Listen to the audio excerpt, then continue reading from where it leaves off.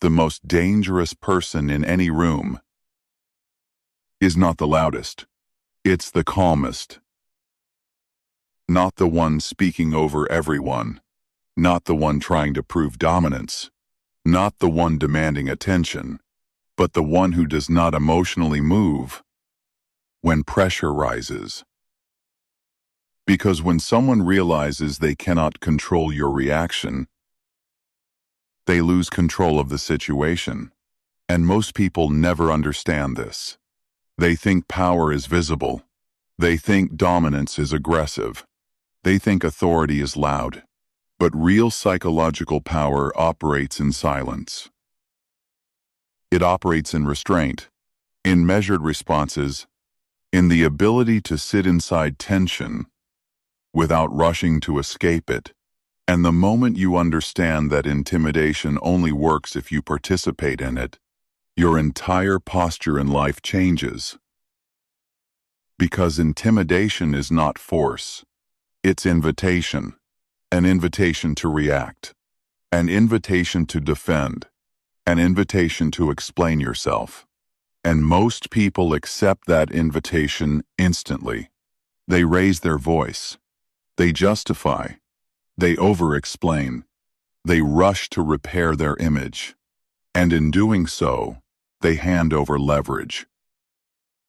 But beneath everyday conversations, something deeper is happening. Every interaction contains a hidden negotiation of status. Who speaks first? Who interrupts? Who laughs nervously? Who apologizes quickly? Who fills the silence? Who avoids eye contact? These signals are subtle, but they are constantly being read. And dominant personalities understand this language instinctively. They understand that whoever controls their internal state controls the exchange. Now here's where most people fail.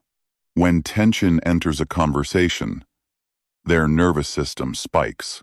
Heart rate increases. Breathing tightens. Voice pitch rises slightly. Words come faster. And when your body reacts, your mind narrows. You stop thinking strategically. You start thinking defensively. This is why the first layer of dominance is not verbal. It is physiological control. When pressure hits, and slow your breathing. Not dramatically. Not in a way anyone notices. Just slightly slower than normal. Let your shoulders drop. Relax your jaw. Keep your blink rate steady.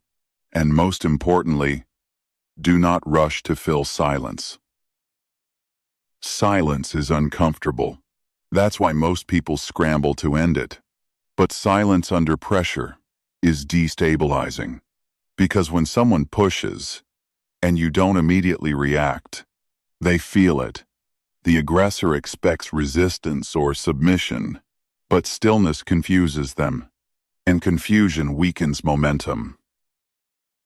Now this is where Stoicism enters the picture. Marcus Aurelius wrote that you have power over your mind, not outside events. Most people treat that as a motivational quote. But in psychological warfare, it becomes tactical doctrine. If your inner state cannot be hijacked, you cannot be controlled. That doesn't mean you suppress emotion. It means you govern it. You observe it. You contain it. You decide whether it deserves expression.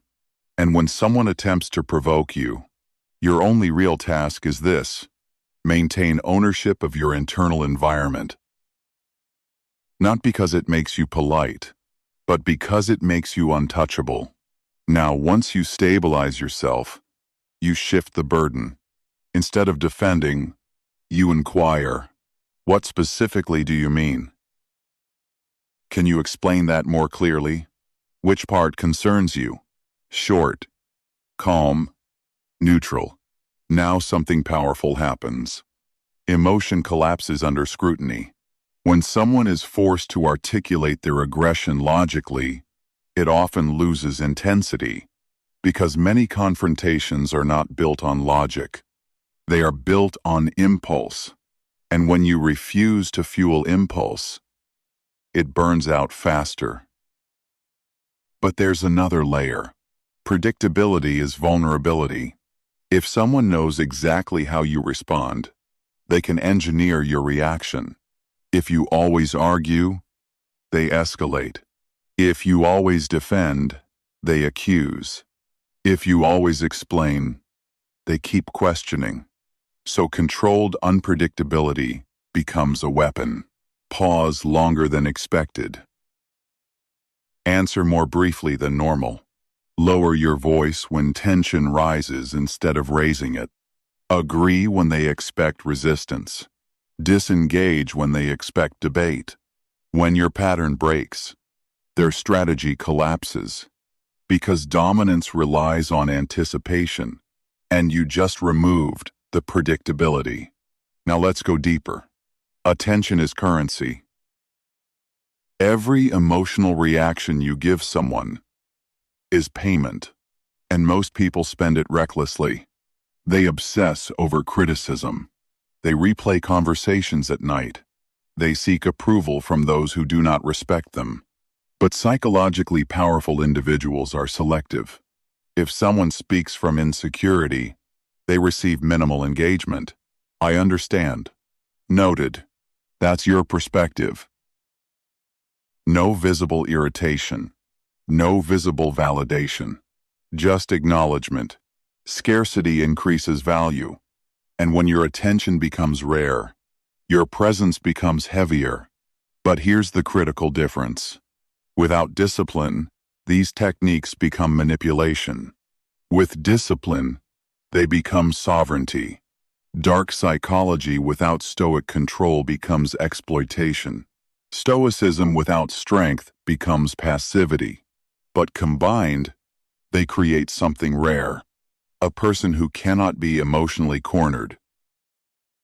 A person who does not flinch under pressure. A person who does not chase validation. Now imagine this in real life. At work, someone challenges your idea publicly. Instead of defending immediately, you pause. You breathe. You nod slightly. That's interesting. What outcome are you worried about? The room shifts. Now they must explain. And you remain centered. In relationships, someone attempts to provoke jealousy. Instead of reacting, you smile faintly. Is that meant to bother me? Calm. Neutral. No emotional spike. The dynamic changes instantly. In social settings, someone delivers a subtle insult disguised as humor. Instead of laughing nervously, you hold eye contact. What do you mean by that? Delivered evenly. Now they must either retreat or clarify. Either way, you did not bend. And bending repeatedly trains people to push further. Now let's address escalation. What if someone intensifies pressure? This is where boundaries emerge. Real dominance is quiet until it needs to be firm. We're not speaking like that. That doesn't work for me. I'm not continuing this conversation. No emotional surge. No long explanation. And if necessary, you exit. Because the ultimate psychological advantage is the willingness to disengage. Most people stay too long trying to win, but calm exits often carry more authority than loud victories. The one who leaves on their terms controls the ending. And whoever controls the ending often shapes the memory. Now zoom out. Why does this work? Because humans unconsciously assess stability. We look for who remains grounded when stress rises, who becomes reactive, who becomes emotional, who becomes chaotic. And the person who remains composed is perceived as stronger, even if they say very little. This isn't about suppressing personality. It's about mastering impulses.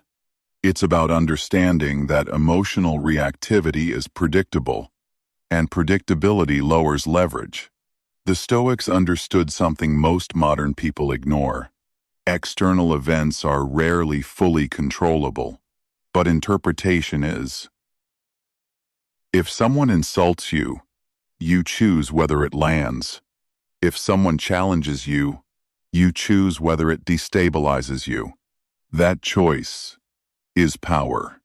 And when that choice becomes automatic, you operate differently in every room. People interrupt you less. They test you less. They attempt fewer psychological games. Not because you demanded respect, but because your behavior trained them. You train people how to treat you by what you tolerate, what you reward, and what you ignore. So the next time tension rises, do not focus on winning the exchange. Focus on maintaining internal command. Slow breath, still posture, measured tone, short response, controlled exit, and above all, ownership of your inner state. Because the calmest person in the room is rarely the weakest. More often, they are the most dangerous. And the unsettling part? They don't need anyone to realize it. Their composure speaks long before they do. And that is a form of power that cannot be taken from you, only surrendered.